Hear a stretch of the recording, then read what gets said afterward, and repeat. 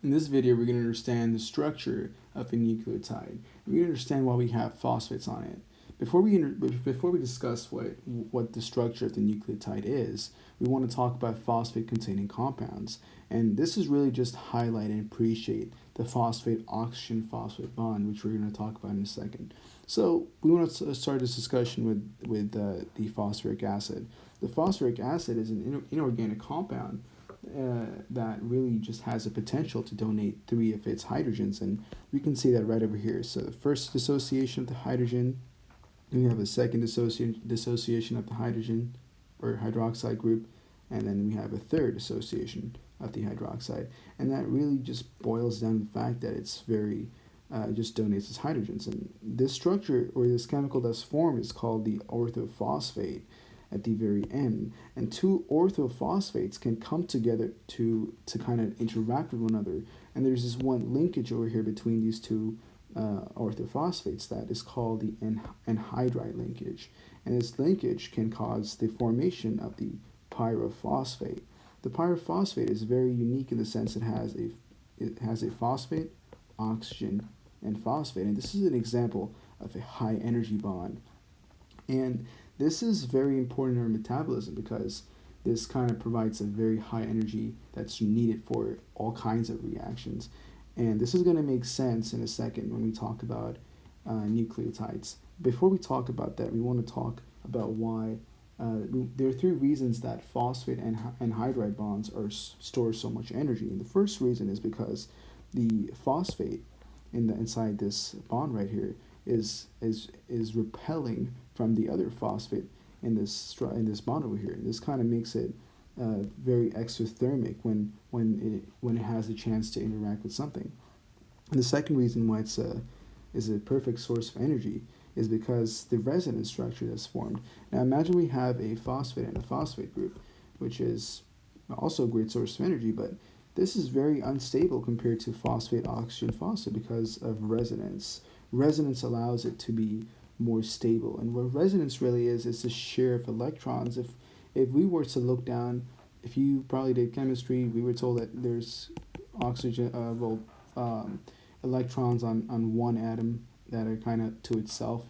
It's shown as a dot structure, but that's not true. All these electrons are kind of shared in everybody, and that kind of makes everybody stable, and that's the essence behind the resonance. And then we just talked about it being more stable. And then the third reason is because the orthophosphate is more soluble compared to the phosphate. And that's because we have more hydrogens, oxygens. And that should make sense. It kind of has more polarity towards it. So now we're going to talk about the ATP structure. And before we look at what this is, we're gonna kind of break it down.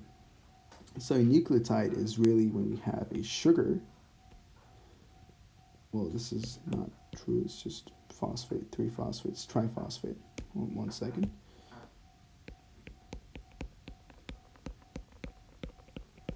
Okay, so this is the nucleotide, right? Structure of a nucleotide.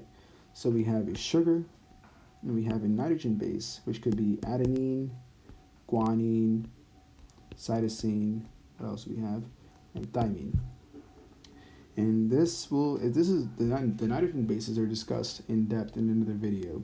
That's a different topic, but the structure of a nucleotide really just remember this. We have a sugar, a nitrogen base, and a triphosphate, and what that looks in a chemical structure is just this right over here. So we have a sugar, as we talked about. We have a nitrogen group. This one is adenine, and then we have 3 phosphates that come together to make triphosphate. And the reason why we talked about phosphates before is because we can notice that we have the phosphate oxygen phosphate bond, and these are very high energy bonds. If you recognize the structure over here, this is the adenosine triphosphate over here. So you might be always wondering, well, whenever we see any chemical reactions in our body with the Krebs cycle, whatnot, we generally see ATP as a source of energy. But ATP is really just a energy source because of its phosphates. We could also have guanine triphosphates, for example, which are used in the production of a polypeptide. So yeah, just the essence behind this is that the phosphate oxygen phosphate group is the key to the energy source in our body. And hydrolysis of a triphosphate will release high energy, which is exactly what we need when it comes to anabolic or even catabolic reactions.